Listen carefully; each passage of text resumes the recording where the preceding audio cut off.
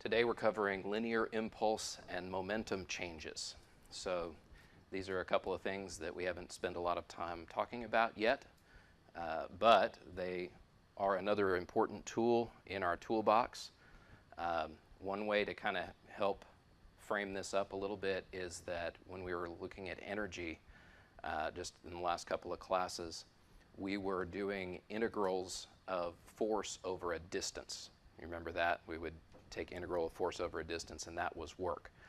This is kind of similar because what we're going to do is we are going to take our basic equation, F equals ma, and now we're going to let F be a function of t, not of x. So in other words, we're letting F be a function of time rather than be a function of position. And this relates differently to how the body will respond because the function, or the Newton's law basically says this: F of t is going to be equal to m times a of t. Okay, a couple of finer points that I'll put on this. These are both vector quantities. I'll come back to that in just a second, but those are both vector quantities, even though the example that I'm showing you here, that I'll kind of show you how this works in one dimension, you can expand that out and do it in multiple dimensions. Okay.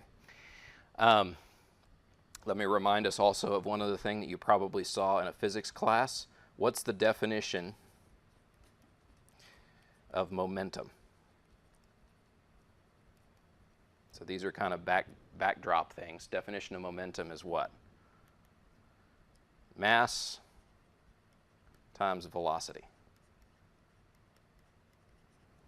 Okay. An interesting thing, whenever Newton was describing his laws, he actually said that force is equal to the time rate of change of momentum. Well, that's kind of interesting, right? Because it allows that either mass or acceleration could be, or velocity could be changing, I should say. So anyway, it's kind of a side note. All right, well, let me take this expression right here, f of t is equal to m times a of t, and let's, like I kind of made reference to a minute ago, integrate that over time. Okay, so f of t dt, where I integrate that between one time and another time. Okay. Well, what would I do with the other side of the equation there? Okay. For all of our problems that we're working in here, mass is just going to be a constant. We're not going to try to deal with situations where we have a body that's changing in mass. Even though such problems can, they do actually pop up sometimes, we're not dealing with any that are like that. So we're just going to say m comes out of this expression, and we integrate from t1 to t2 of a of t dt. And again, I'm showing that without the vector signs over the top, meaning that it's for just one direction like I'm showing up here. If I put vector signs over the top of it, what do you think that means? Basically, it means I can split that up into more than one component. I can look at an x direction, I can look at a y direction, z direction if it's a 3D problem, and I can construct how the thing is going to change movement based on treating each of those directions separately.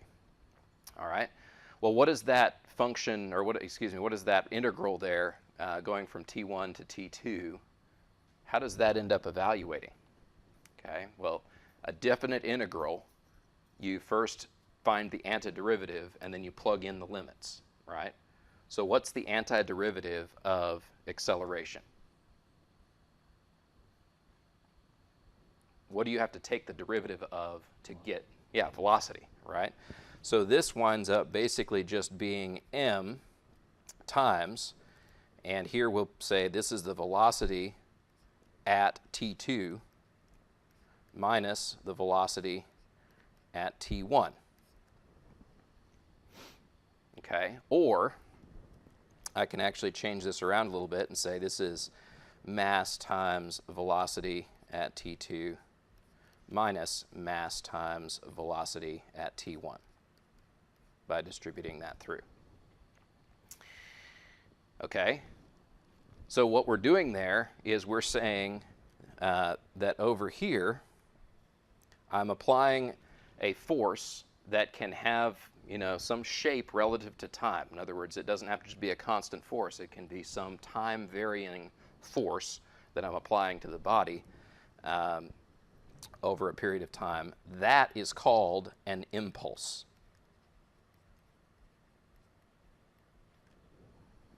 You know, basically a force times time is what we're doing there. Okay?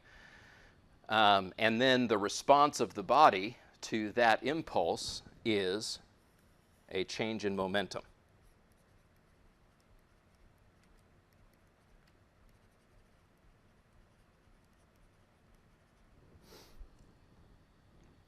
Okay? So far, so good. A couple other points that I will make about this, and then we will move on to do an example problem. So, the first point that I will make is one that I've already been making, and that is F and V, F, A, and V are all vector quantities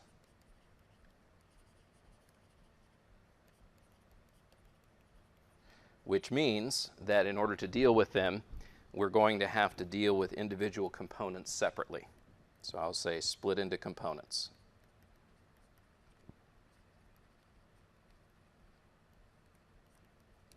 Okay.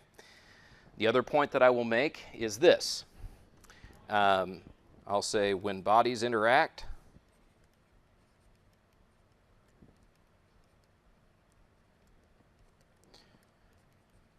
the sum of all momentums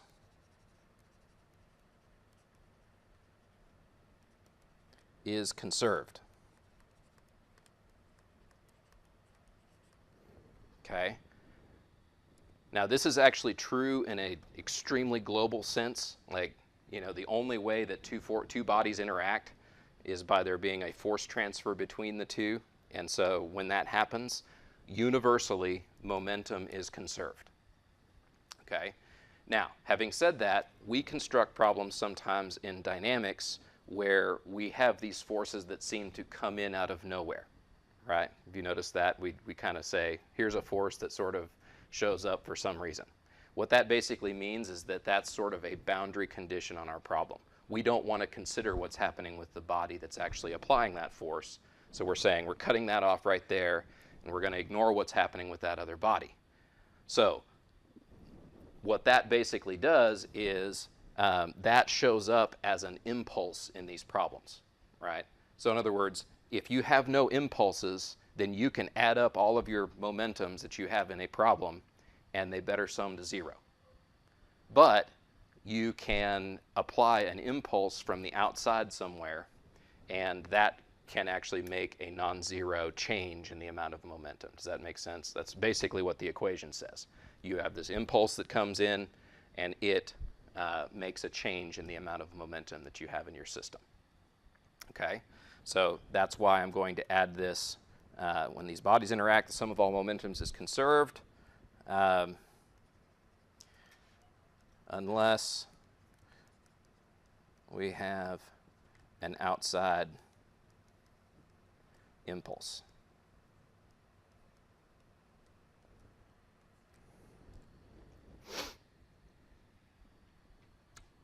All right. Ready to work a problem? That's literally all the background that we need to have to be able to get into an example problem. So here's the example problem we're going to work.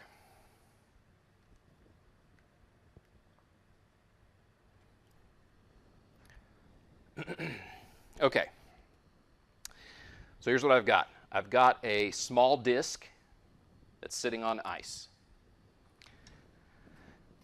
This small disk sitting on ice, before we do anything, already has a velocity of 7 meters per second. And that velocity of 7 meters per second is directed along a line, at least at that initial place right there.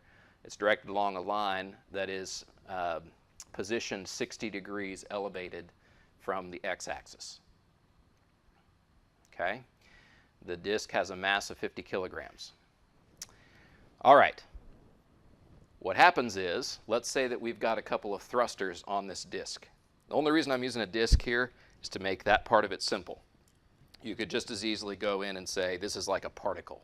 So what we're doing here applies to problems where the size and rotation of the body is not a critical factor, right? If we're not looking at changes in the amount of angular momentum, for instance. We're going to save that for our next talk. All right, so at time 0, these two thrusters turn on. And we've got two different kinds of thrusters built into this little disc. One of the thrusters is made so that it basically instantaneously comes on, right? So the one that's pointing to the right there, that one just all of a sudden comes on and starts applying 300 newtons to the disc in a rightward direction.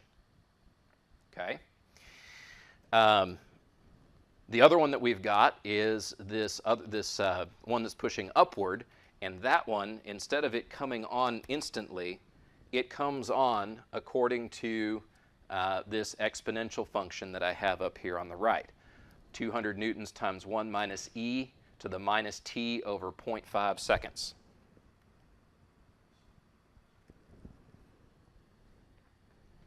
Okay?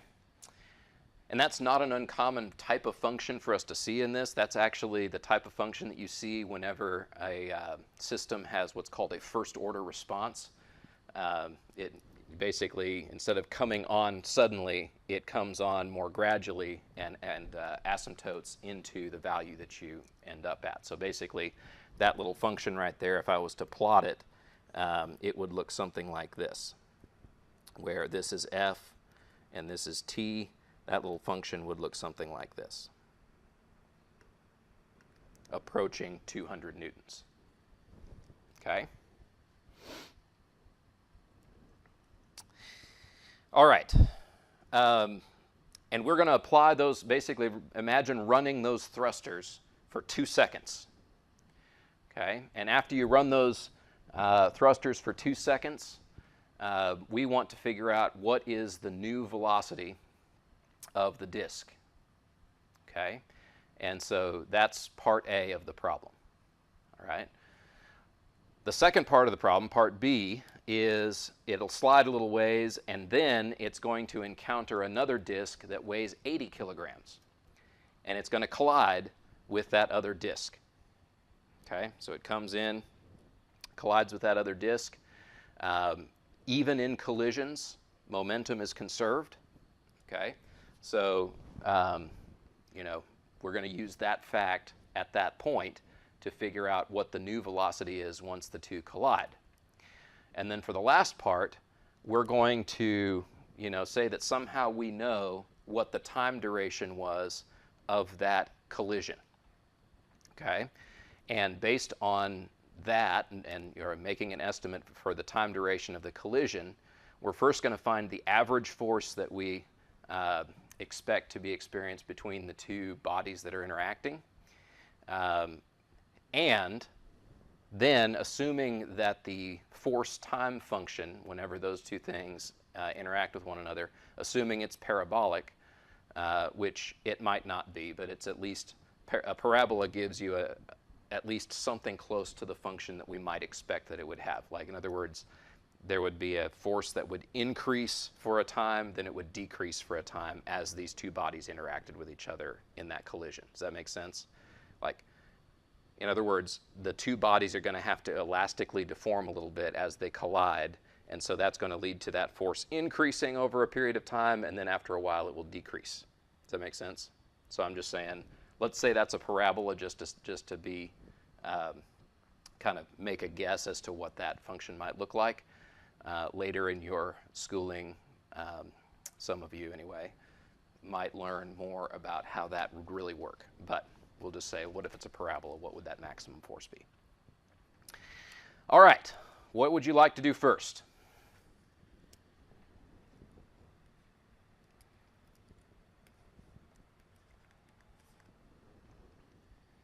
Okay, how about we start at the very beginning? A very good place to start. Okay. We're supposed to find the velocity of the disk when the thrusts are removed.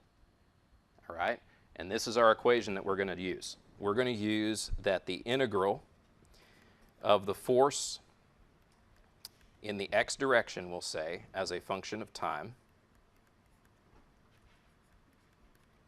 dt, integrated from time 1 to time 2, is going to be equal to the mass of the body times the velocity in the x direction at the second time minus the mass of the body times the velocity in the x direction at the first time.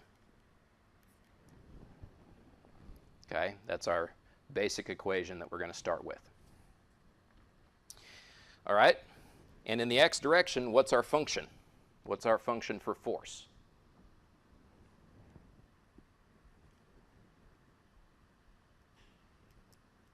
Well, it's actually not even a function, really. I mean, I guess it is a function. It's just a very simple function, right?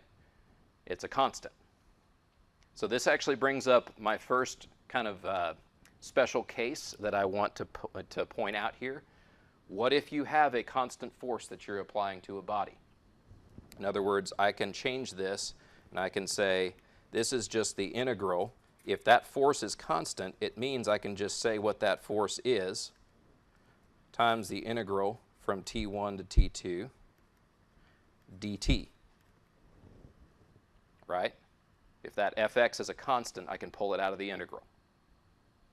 Well, what is the integral of just dt? Okay, it's just the change in time, right? It's just how much time did elapsed for that force to be pushing on the body. Okay, so this actually just ends up being fx times delta t. Okay, and so I'll actually even just make a note down here. When applied force is constant,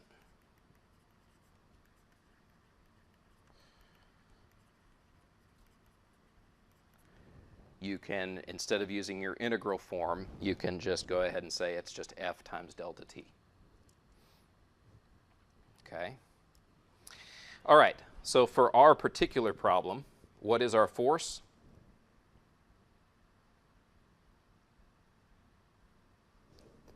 Okay, it was 300 newtons. What's the time? Okay, the time was 2 seconds. All right. And this is going to be equal to, I'll actually pull the 50 kilograms out again of that expression. 50 kilograms times what?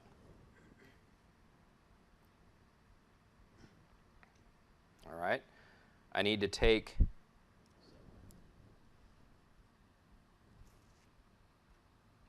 all right. I have this 7 meters per second.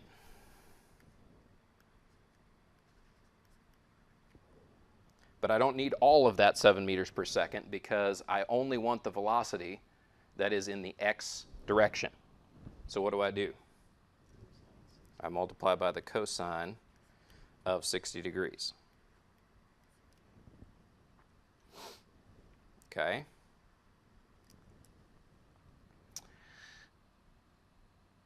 And then I subtract. Okay, I've already got the mass that's factored out right there, so I don't need to multiply by mass. I now need to subtract, actually, y'all let me get away with that. This is my initial velocity, right? That goes over here. What I want to put here is my final velocity, because I want final minus initial, right? So I apologize for that. I put my initial in my first slot. I want final first minus initial. All right? So my final is what I'm trying to find, right? That is basically v of x at t2 .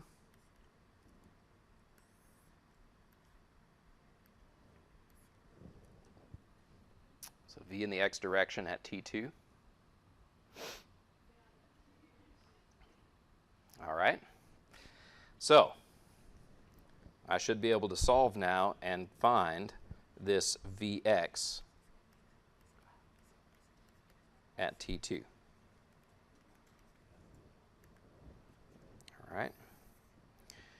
It'll just be 300 times 2 equals 50 times, okay, here I'll put x minus 7. Whoop. 7 what? Cosine of 60 degrees.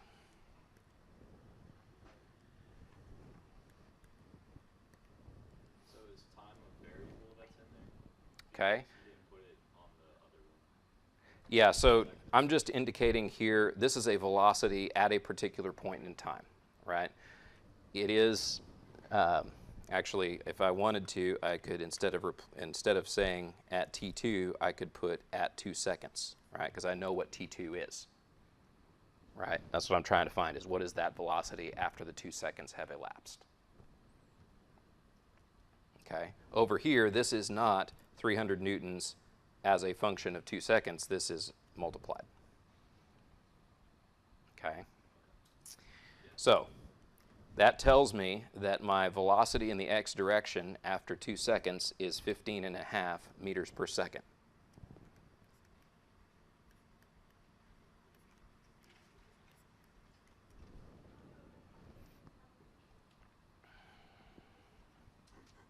Okay.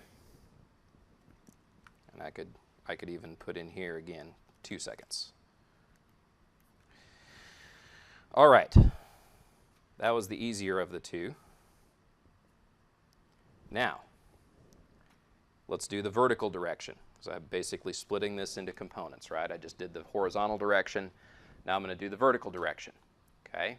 Same basic structure. The difference is now I actually do have a more complicated function that describes that thruster force in the vertical direction. All right? So here's what that looks like.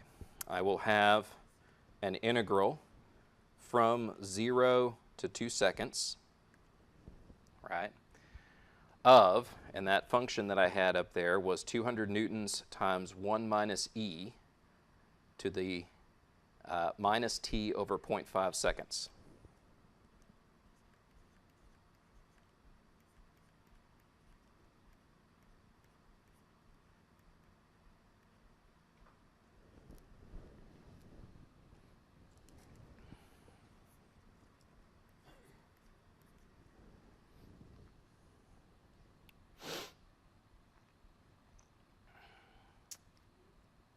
Okay? And that is the amount of impulse that is applied to the body in that vertical direction. This is going to be equal to the mass of the body, again that's 50 kilograms, times, okay, again the first term I'll put in here is my y velocity at 2 seconds, and I'll subtract from that my y velocity at 0 seconds, which is given. That's the initial velocity that I had up there, 7 meters per second. But then I want the vertical component of that. So I take that and multiply it by the sine of 60 degrees.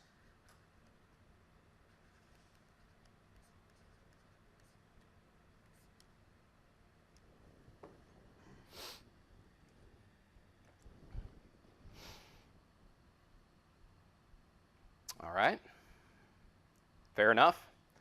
So here's what I'm going to do. I'm going to take that expression. Again, I'm going to try to solve it for v. So v of y at 2 seconds. But what I'm going to do first is I'm going to actually deal with the, that integral first over there. So let's see here. Integral of 200 times 1 minus e raised to the minus x over 0.5.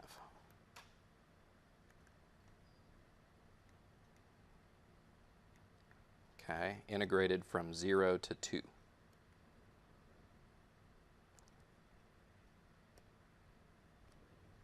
Okay, and that tells me that my impulse here is going to be 301.83. And this actually gives me a really good chance to do something I didn't do on the last one. I didn't really do a units analysis formally on my last calculation that I did I? So what would my units be that come out of this? In other words, I just calculated this integral over here, and I came up with a number of 301.83.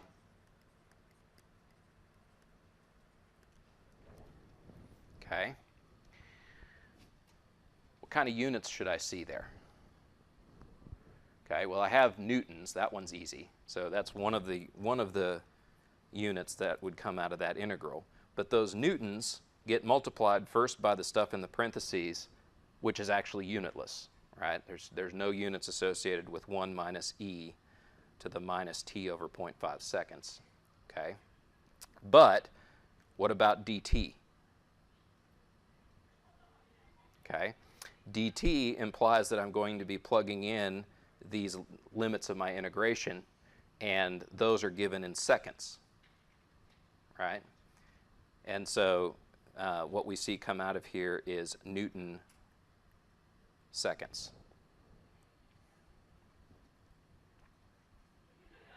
Okay, I'll leave that alone for just a second. What I want to do is take that value, and I'll tell you what, I'm going to store it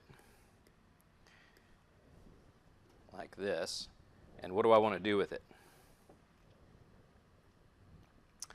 Okay, I'll use it in another expression here. I'll take A and set it equal to 50 times x. You know, before I do this, it'll be fine. Never mind. I was going to try to store what I currently have in x, which is my 15.5 meters per second. Never mind. That's an easy enough one to just type in, so I won't do that. All right, so I'll multiply by x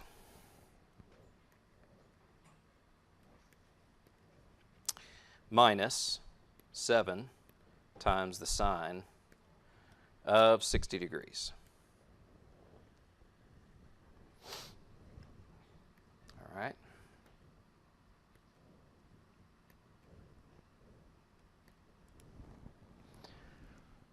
And that tells me that I have 12.099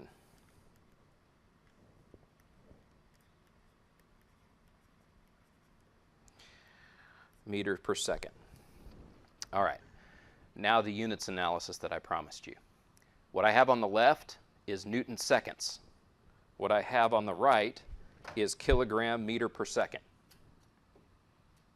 Are those the same? Let's see. Okay, Newton seconds. We're trying to say these are equivalent units. Newton seconds equivalent to a kilogram meter per second. All right. Let's take newtons and break it into what composes a newton. So a newton is a kilogram meter per second squared, and we take that and multiply it by seconds, right? Which gives us confidence that we're not too far off, right? Those are actually consistent units with one another. All right. It just occurred to me I should probably prove that and show y'all that that is true. All right, so now we have our x and y components of velocity after these two impulses, the one in the horizontal direction, the one in the vertical direction. After those are applied for 2 seconds, we have our new components of velocity.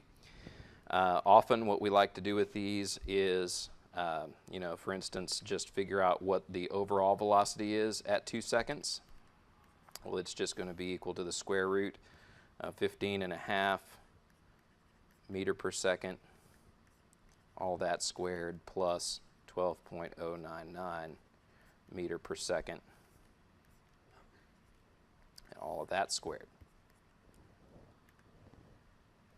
Okay? So, I actually have that 12.099 still stored in x. And we'll add that to 15.5 squared. 19.66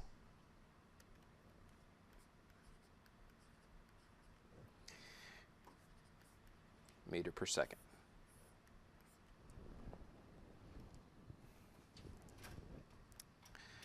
All right, and I'll show you this too because this is also no different. If you want to know the direction angle,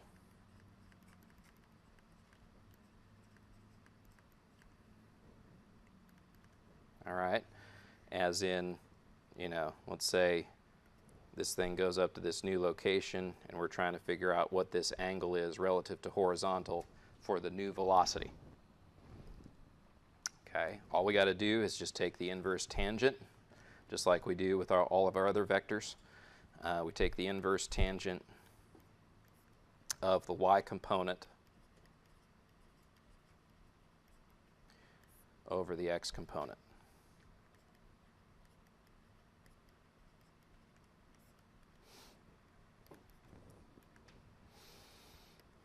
All right, so here we've got, I believe I still have that in x.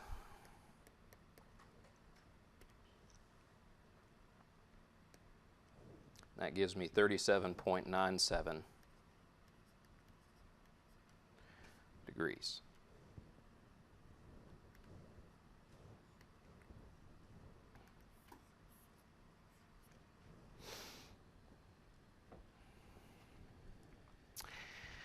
All right, so I think we've done a reasonable job on part A, which was to find the velocity of the disk at that point in time where the thrusts are removed. Now, let's assume that the 50 kilogram disk collides centrally. That's actually a really good word that I should probably pull out and specifically mention. When things collide, they can collide in such a way as the line of the velocity basically points from one center of gravity to the other center of gravity, that all those line up. Okay?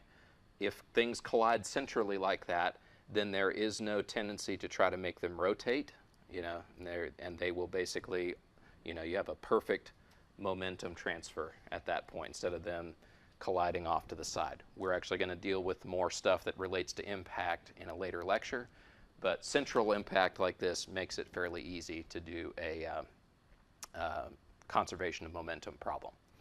All right, so assuming the 50 kilogram disk then collides centrally and sticks to a stationary 80 kilogram disk, that's another important piece of information. There's multiple ways that things can collide. One way is that they can, you know, collide and bounce off of each other. But the other way is this idea of something colliding and sticking. Sometimes that's known as a kind of a plastic collision, right? You basically have the things colliding and then they stick to each other from that point on.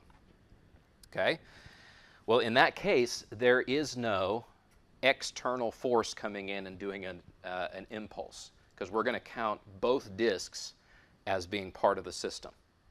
Okay? Both the 50 kilogram and the 80 kilogram disk, we're just going to define our system at this point that both of those are in the system. We're going to say that our momentum prior to the collision is the same as the momentum after the collision if all of that stuff is in the system. Okay? So, what's that look like? I'll tell you what, let me slide all this down so we have room to work. Okay. So, we'll say momentum before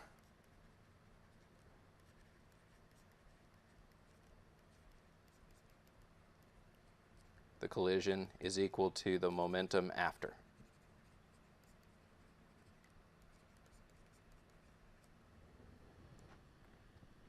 What does that look like? Well, I've got 50 kilograms, mass times velocity, right? So 50 kilograms is my mass, and my velocity I just found was 19.66 meters per second.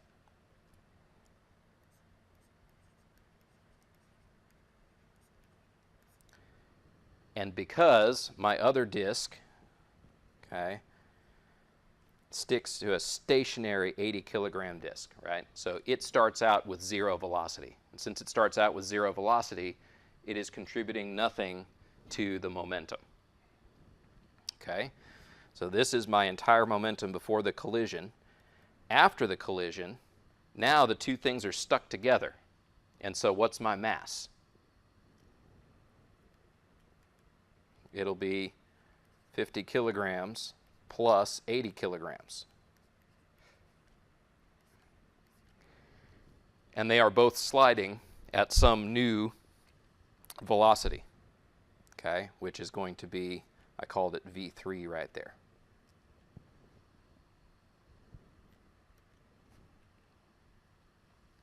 All right, so that tells me here that V3 has to be equal to 50 kilograms times 19.66 meters per second divided by the sum of 50 and 80 kilograms.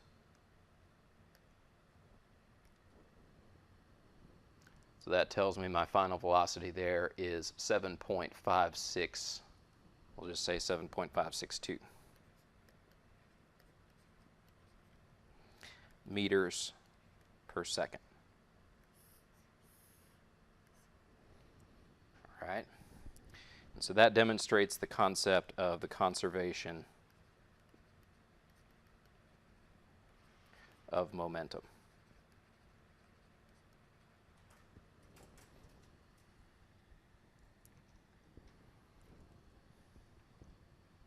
And this is linear momentum. All right. So that's the velocity of the two disks after the collision. Now we get into the fun one.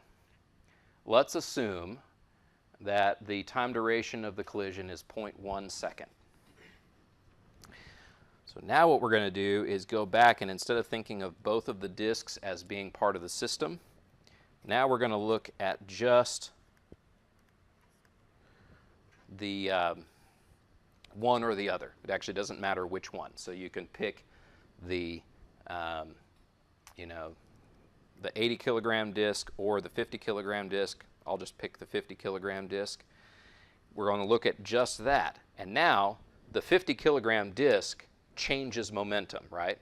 Because now that we're defining our system to not include the 80 kilogram disc, now we have this force from the 80 kilogram disc that sort of comes in from nowhere, right? Because the 80 kilogram disc is not part of our system anymore. Right? So what that means is that the 80 kilogram disc is applying a force over a period of time to the to the 50 kilogram disc. The two discs are applying force to each other during that time. And so what we'll say is that, well, kind of the first part of the problem, it's saying find the average force experienced between the two disks during the collision. Okay, whenever you're finding an average force like this, you treat that like a constant. You say, over that period of time, I'm going to treat that force as if it's a constant, in which case we basically say that we have that average force times delta t. And that delta t now for part C of this problem is no longer 2 seconds because we've already done that part of the problem. Now we're saying this collision itself only lasts 1/100th of a second.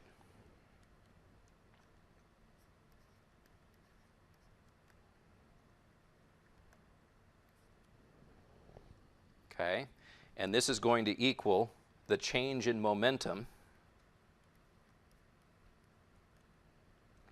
of either one of the disks, right? It doesn't matter which one, because they both, the momentum that is lost by the 50 kilogram disc is gained by the 80 kilogram disc. Okay, so we can pick either one. The 50 kilogram disc, we have a final velocity and an initial velocity, right? And you know, in our case, we're not trying to necessarily deal with the sign, although we could. And the fact that, like, if we put in here, for instance, you know, final velocity there is going to be 7.562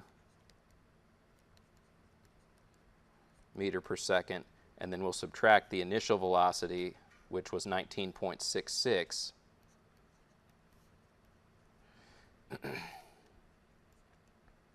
meter per second.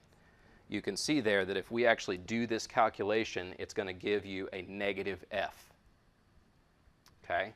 What does that tell you if that F turns out negative?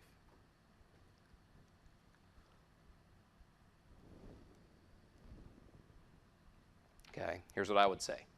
What that tells you is that the force that's acting on the 50 kilogram disc is directed in the opposite direction of the direction that it is moving.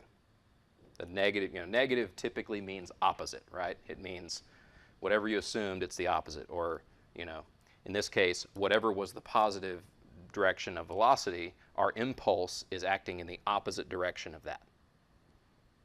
Okay, does that make sense? All right, so that force then, that average force that's experienced is going to be equal to 50 kilograms, whoops, times 7.562 minus 19.66. All of that divided by 0.01.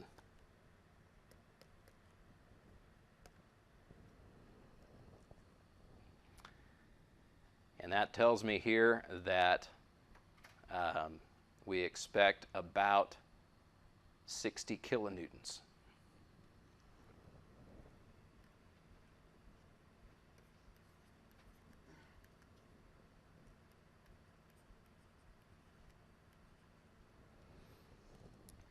Is that a lot?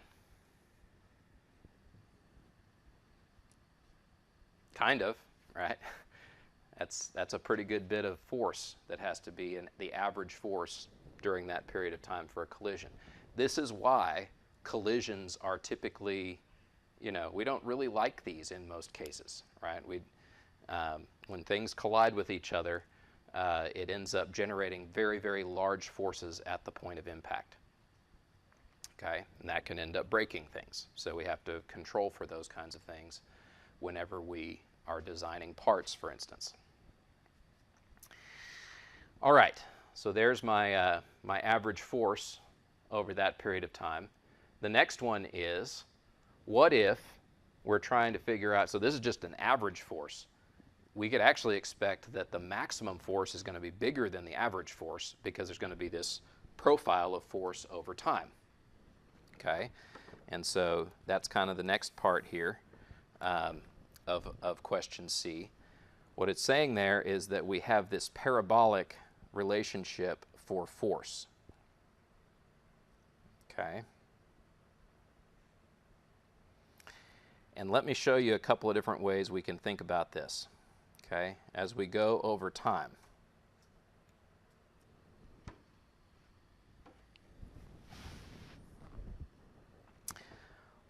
One way that we could think about this is we could start at 0 and we could say, this is my parabolic distribution of force.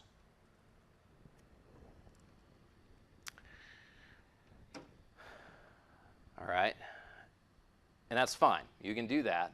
It's just a little bit more work to define the equation that actually gives you that parabolic shape right there. And here's the deal. We actually don't necessarily need for time to start at 0. It's kind of arbitrary where we start time. Okay? So an easier way to deal with this problem is, what if I have, instead of centering my parabola around, or starting it at time 0, what if I start it,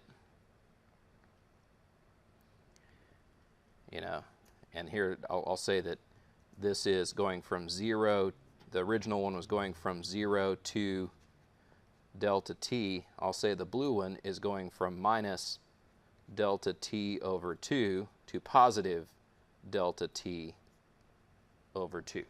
And if I define my time like that, it makes it easier for me to define my function. All right, so what is this function?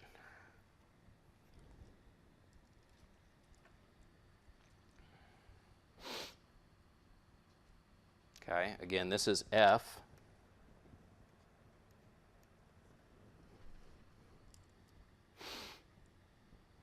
And this is going to be my f max right here.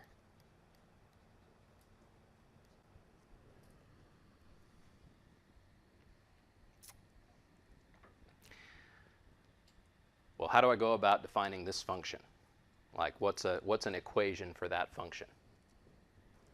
Here is our overall equation. Y is equal to ax squared plus bx plus c. That's what I was thinking in my head. Okay, that is any parabola we want to write or we want to create can be done with this expression. Okay, now we have a couple of points that we know. All right. The first one is when we have negative delta t over 2, we should have 0. Right? So 0 is equal to a times negative delta t over 2 plus b times negative delta t, and that should be squared, okay, times negative delta t over 2 plus c.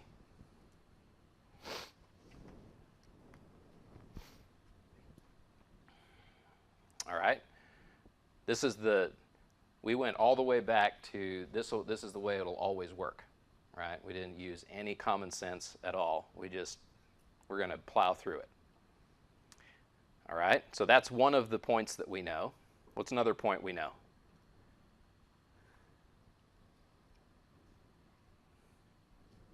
Well, we also know that 0 is equal to a times positive delta t over 2 squared plus b times positive delta t over 2 plus c.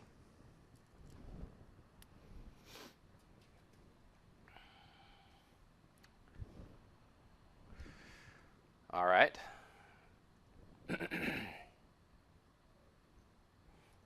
And what's another equation we can write? F max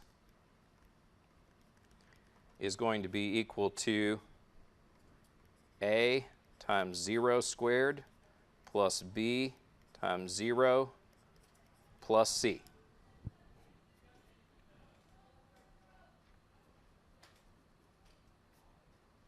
Okay, so here's what I would actually argue here.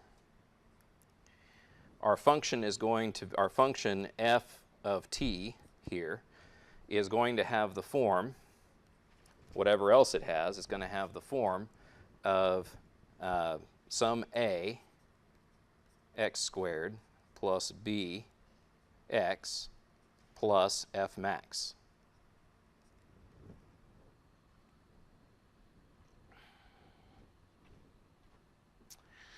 All right, so far so good there. Now, what if I plug in that f max into these two equations for c? What if I do that and then I subtract the two equations?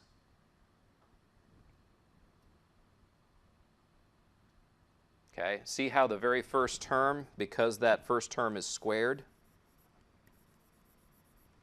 those are actually exactly the same as each other because that negative sign goes away on the top one when you square it, right? So if I take these two equations, if I plug in F max for C, and I take these two equations and subtract them, then what I will get is 2b. I'll basically take away the over 2 right here, and I will basically say b times delta t is going to be equal to 0. Well, is delta t equal to 0? No. So that means b is equal to 0.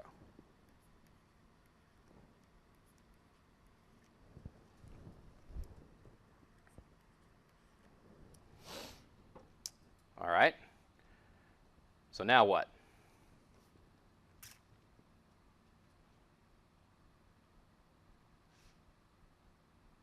So now solve for A. Yeah, so now what I can do, now that I know that b is 0, that actually makes using either my first or second equation up here easier to use. I can say that means that 0 is going to be equal to a times delta t over 2 squared plus F max.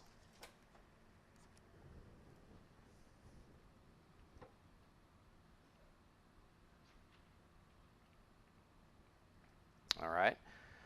And so that means that I can solve for A in terms of the others, right? So, you know, A becomes, let's see here, so minus F max is equal to A,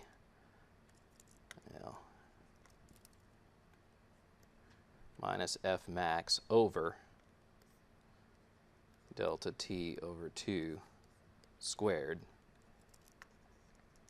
is equal to A.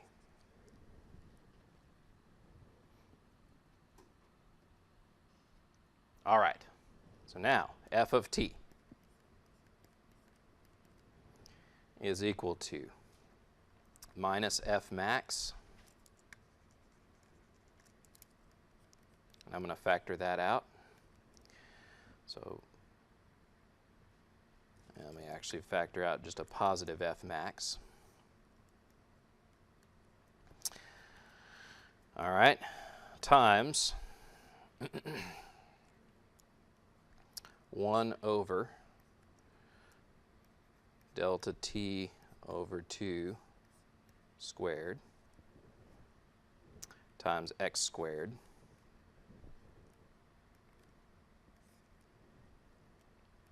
and it should be a negative, right, plus 1.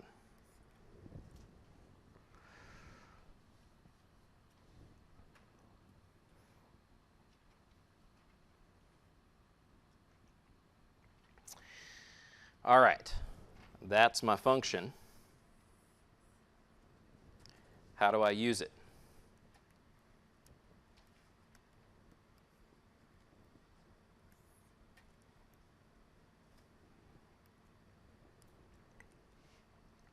Okay, well, I have to integrate it, right?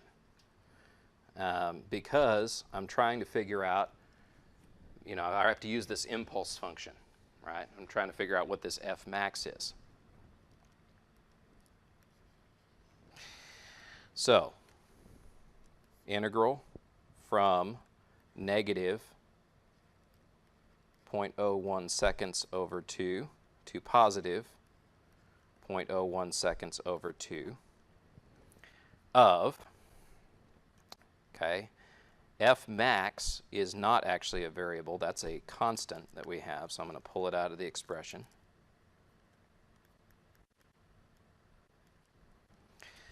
Times minus, and this should actually be t once we, sorry about that. This here should have also been t.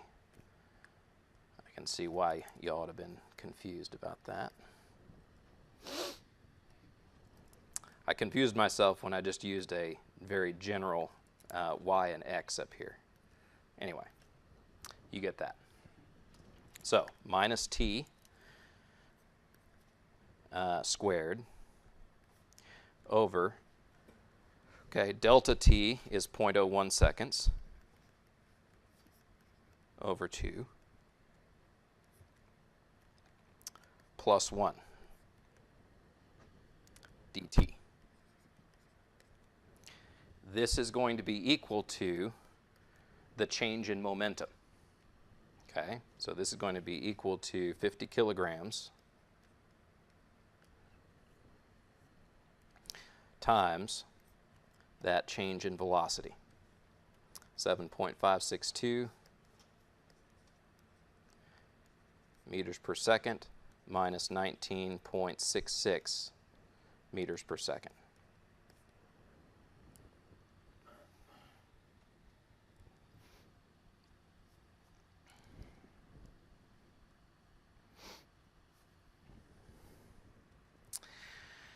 Alrighty, and since I have F max pulled out, I can basically just solve for it by saying F max is 50 kilograms times that difference in velocities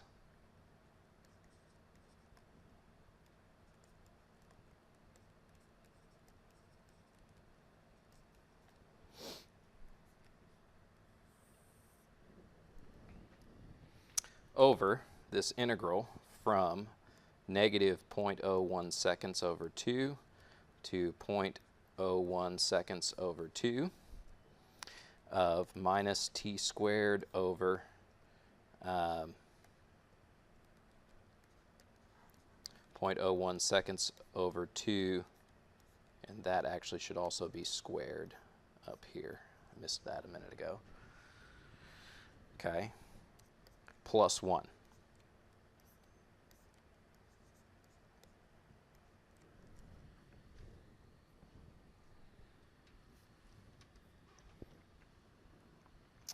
And what's nice is that is a expression that we can plug into the calculator and solve.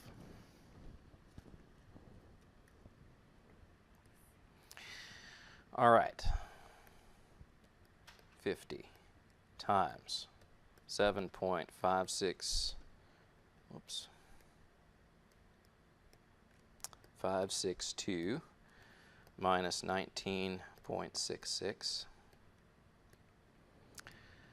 divided by the integral of minus x squared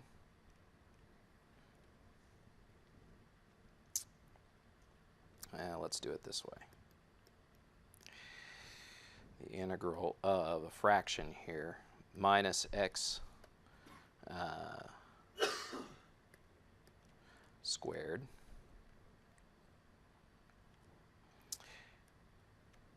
over, here I've got 0.01 over 2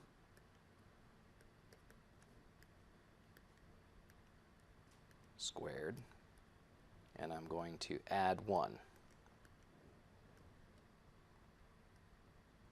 Integrate this from negative 0.01 over 2 to 0.01 over 2.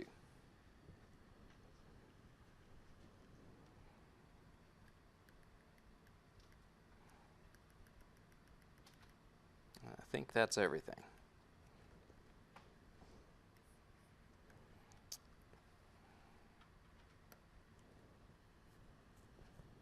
So minus 90,735. Again, that's in newtons, and that indicates that the direction of the force is opposite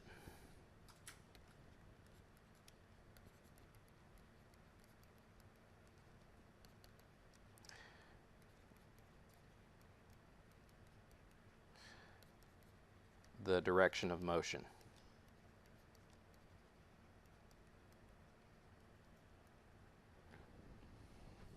Which leads to a decrease in the amount of momentum. right?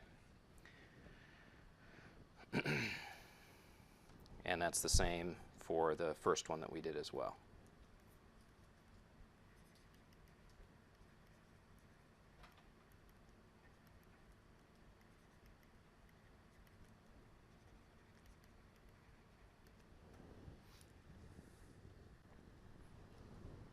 Okay. All right.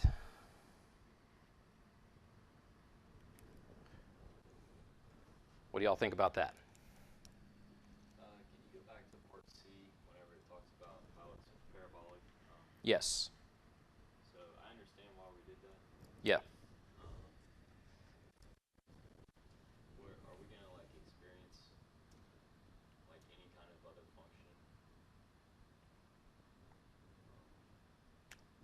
At this point, I'm not expecting you to know what kind of a function will be had. In this case, I gave you enough information in the problem to tell you how it could be modeled, you know, how that force function could be modeled, force versus time function. And that's what all this work right in here was like, okay, if I know it's parabolic, I know I've got a max, and I know that it's going to be over a period of time, that's enough information for me to be able to express all that in terms of the F max so that I can do the rest of it, right?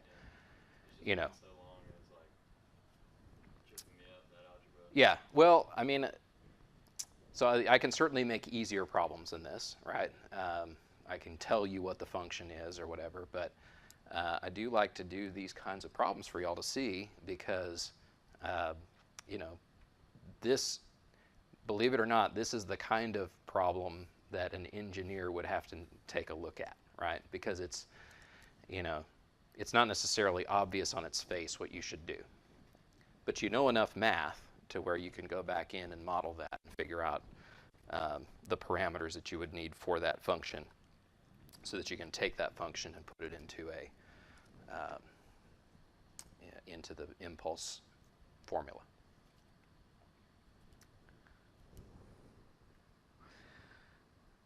All right. Other questions? All right. Well, that's what I've got for today. So.